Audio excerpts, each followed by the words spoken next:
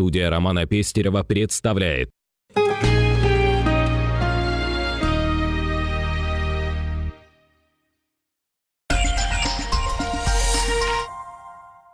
Акционерное общество «Якутская процессинговая компания платежей» создано в рамках исполнения распоряжения правительства Республики Саха-Якутия об утверждении концепции создания и внедрения единой интегрированной информационно-аналитической системы по начислению и сбору платежей Республики Саха-Якутия за жилищно-коммунальные услуги. То есть данная компания осуществляет прием платежей ЖКУ онлайн через портал «Электронная ЖКХ» на сайте dom.e-yakutia.ru.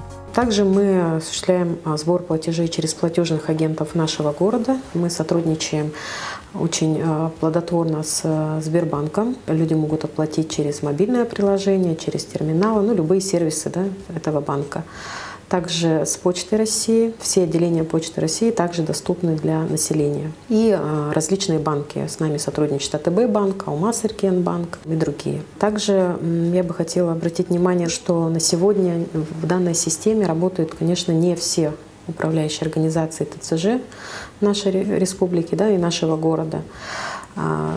Некоторые работают на своих независимых программных продуктах. Поэтому на данный момент наши услуги могут касаться только населения тех компаний, которые работают именно в этой системе. Проверить, относится ли ваша управляющая компания ТСЖ и РСО к этой системе, вы можете на портале «Электронная ЖКХ», где в разделе «Инструкция» описана подробная информация по регистрации в ЕСИА. После регистрации вам необходимо ввести свое домохозяйство, то есть квартиру. Перейдя на вкладку «Расчеты и оплата за ЖКУ», вы увидите ваш платежный документ с подробной расшифровкой по всем услугам за закрытый месяц. Вы сможете проверить правильность начисления, увидеть тарифы поставщиков коммунальных и жилищных ресурсов и так далее.